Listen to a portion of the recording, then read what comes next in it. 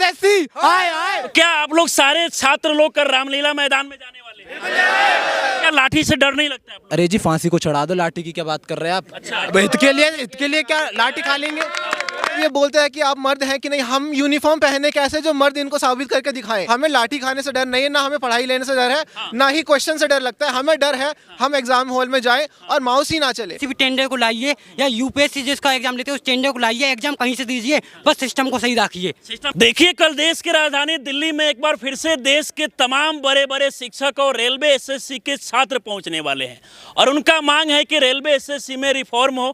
और इसको लेकर आपने देखा होगा कि इससे पहले भी प्रोटेस्ट किए। हमारे पीछे जितने तमाम छात्रों को आप देख रहे हैं ये एसएससी के छात्र हैं और अभी हम देश के सबसे बड़े गुरुकुल में पहुंचे हुए हैं। क्या नाम हुआ आपका? जी मेरा नाम प्रशांत सिंह है। अच्छा, एक बार फिर से आप लोग जाने वाले हैं प्रोटेस्ट के लिए? बिल्कुल जाएंगे। क्या कुछ समस्या आप लोगों के साथ में?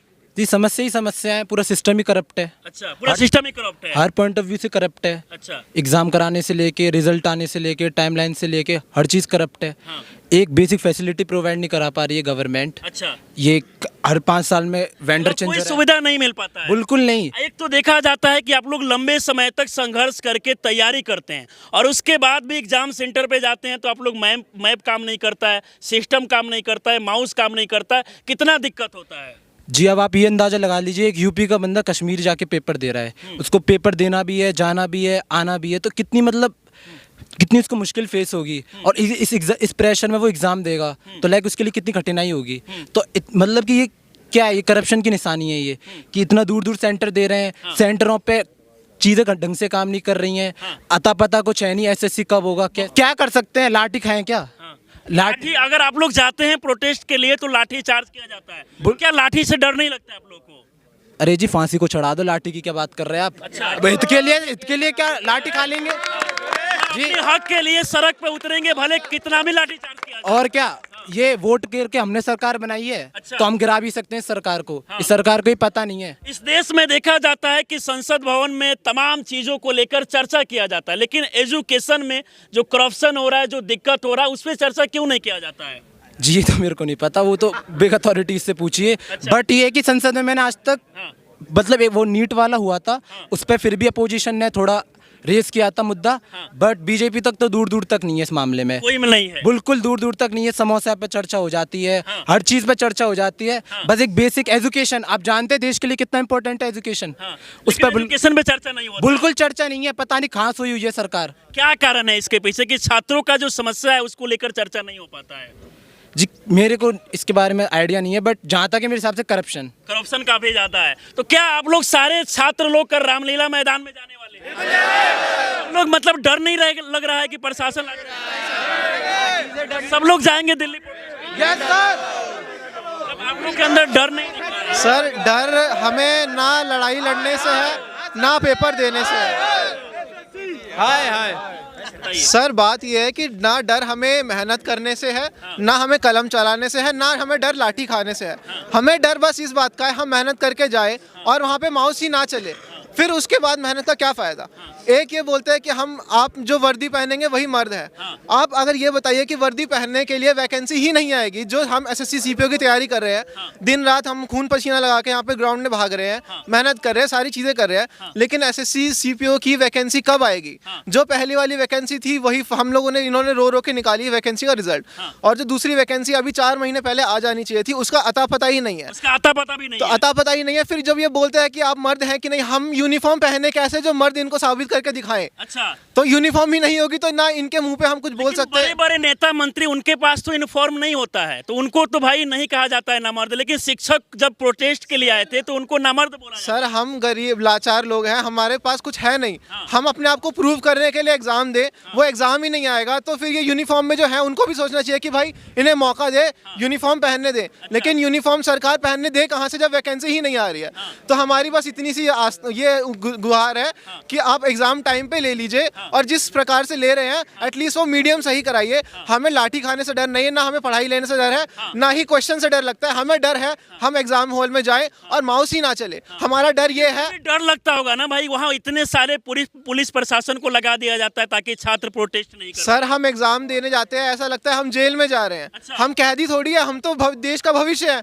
हमें एग्जाम देने दिया जाए और एटलीस्ट जो बेसिक देश के भविष्य है, आतंकवादी नहीं है, ना ही आप नक्सलवादी है, ना चोर है, फिर भी आपके साथ ऐसा अत्याचार क्यों किया जाता है? सर वही जो गरीब लोग हैं, जो यहाँ पे सारे के सारे कैसे कैसे घर लोगों से आए हुए हैं लोग, हम लोग सब बेबस है और लाचार है कि किसी तरह हमारे कुछ एक मौका मिल जाए कि हम बिना किसी दिक्कत परेशानी के एग्जाम दे के हम अपने आप को प्रूव कर सके। घर में यहाँ पे 3-3, 4-4 साल से बच्चे लोग यहाँ पे तैयारी कर रहे हैं, लेकिन जब एग्जाम ही नहीं होगा और एग्जाम देने जाएंगे 4 साल बाद हमें पता चल रहा है कि मार्क्स ही नहीं आ रहे, कुछ भी नहीं हो रहा, तो फिर हम तो सिर्फ लाचारी से। जरा सोचिए कि कितना संघर्ष करके लाखों ऐसे छात्र हैं जो तैयारी करते हैं, लेकिन इसके बाद भी सोचिए कि सब कुछ खराब हो जाए, सिस्टम पूरी तरीके से करप्ट हो जाए, तो इन छात्रों पर क्या बीतता होगा? क्योंकि ये अमीर घर के छात्र नहीं है बल्कि गरीब घर से आते हैं। पिताजी क्या करते हैं आपके? सर मेरे एयरफोर्स से रिटायर्ड है सर, अभी सिर्फ पेंशन ले रहे हैं और उसी तरह सब घर आपके पिताजी क्या करते जी हैं? मेरे पापा बीएसएफ में है। अच्छा, इसीलिए आप मतलब इतना दुरुस्त से बातों को रख रहे हैं। बिल्कुल रहने वाले हैं। मैं पलवल का रहने वाला हूँ। अच्छा, क्या क्या समस्या हो रहा है आप लोगों के साथ में? मैं स्टेनो का एग्जाम दे के आया था। स्टेनो में एसी भी नहीं चल रहा था, सीसीटीवी खराब था, जो सेंटर में बराबर में था, क्लास बराबर में था, उसका भी 8 घंटा पीछे पेपर छूटा गया और हमको भी उनके साथ साथ 8 घंटा पीछे।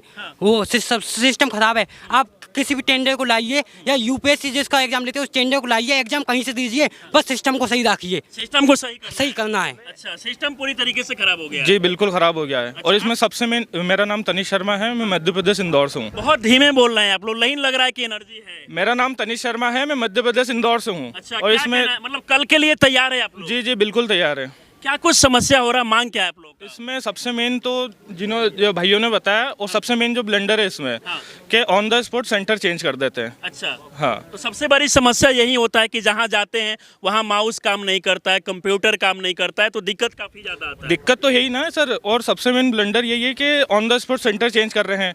तो अब जैसे बच्चा सेंटर में पहुंच गया है, उसका on the spot centre change हो गया है, और अगर उसकी रेंज 25-30 किलोमीटर भी है, तो आप मुझे बताइए वो विद इन हाफ आवर में या 1 आवर में कैसे पहुंचेगा वहाँ पे? तो फिर आप लोग सारे छात्र तैयार है कल के लिए? एसएससी रिफॉर्म, गौरव सर है जिनके गाइडेंस में तमाम बच्चे यहाँ पर तैयारी करते हैं। सर आप लोग कितने सारे शिक्षक कर दिल्ली में पहुँचने वाले हैं? कर हम लगभग 500 के आसपास सारे अध्यापक पहुँच रहे हैं, और हज़ारों की संख्या में, लाखों की संख्या में बच्चे पहुँच रहे हैं। और हम ये बताना चाहते हैं कि हमारी समस्याएं बढ़ रही हैं, और समय रहते हमारी समस्याओं का समाधान कीजिए। हमारे बच्चे उम्मीदें खो रहे हैं अपने भविष्य को लेकर के, तो यदि वो हम किसी देश के युवाओं का उम्मीद भरोसा तोड़ देते हैं, तो मुझे नहीं लगता कि हम एक मजबूत राष्ट्र का निर्माण कर पाएंगे। तो जो भी हमारे नीति निर्माता हैं उनको ये समझना चाहिए कि बहुत ही जिम्मेदारी के साथ एक प्रॉपर बैलेंस सिस्टम देने की आवश्यकता है। यदि हम ये सिस्टम ही नहीं निर्मित कर पाएंगे तो हम अच्छे योग्य शासक प्रशासक निर्मित ही नहीं कर पाएंगे। और राजा का बेटा राजा बने ये उचित है नहीं, जो योग्य हो वो राजा बने। और हमारे बच्चे तो राजा बनना भी नहीं मांग रहे, हम तो कह रहे हैं कि हमें मौका दे दो देश सेवा के लिए, देश को बेहतर तरीके से संचालित करने के लिए। यदि आप उस सिस्टम ही नहीं देंगे तो डर नहीं लगता? इससे पहले भी देखा गया कि तमाम छात्र और शिक्षक पहुंचे हुए थे, कई छात्रों को डिटेन किया गया, गाड़ियों में बैठा के वहां से ले गया गया, तो आप लोग डरते नहीं है फिर भी छात्रों की समस्या को उठाने के लिए चले जाते हैं? अब यहाँ पे ये एक पॉइंट है कि जब हम ये प्रश्न पूछ रहे हैं कि क्या डरने की जरूरत है, तो क्यों डरने की जरूरत है? मैं मेरे देश में मैं अपनी मांग रख रहा हूँ, उचित मांग रख रहा हूँ, तो उसमें मेरे अंदर डर क्यों आएगा और डरना क्यों चाहिए? सिर्फ अरेस्ट करने, डिटेन करने से यदि हम डरने लगें तो भारत आज़ाद नहीं हुआ होता। और अभी जो हम डिमांड कर रहे हैं कि आप हमें बस उचित एग्ज़ाम दे दीजिए, उचित एग्ज़ाम दे दीजिए, हम पैटर्न की डिमांड नहीं कर रहे हैं, हम किसी और चीज़ की डिमांड नहीं कर रहे हैं, तो डर का तो प्रश्न ही नहीं बनता है। और रही बात कि नहीं आपको डरना चाहिए, तो नहीं, हम नहीं डरते हैं। यदि हम सही चीज़ की आवाज़ उठाने से हमें डरने की ज़रूरत है तो मैं तो नहीं डरता हूँ। बाकी देखिए, इससे पहले भी तमाम एसएससी और रेलवे के छात्र और शिक्षक पहुंचे हुए थे। एक बार फिर से कल देश की राजधानी दिल्ली के रामलीला मैदान में बहुत सारे देश के बड़े बड़े शिक्षक और छात्र पहुंचने वाले हैं। उनका मांग है कि रेलवे एसएससी में रिफॉर्म हो, और इसको लेकर लगातार मांग कर रहे हैं। पूरे वीडियो को देखकर आप लोग क्या सोचते हैं, अपनी राय हमें जरूर दें। हमारे साथ जुड़े रहें। बहुत बहुत धन्यवाद।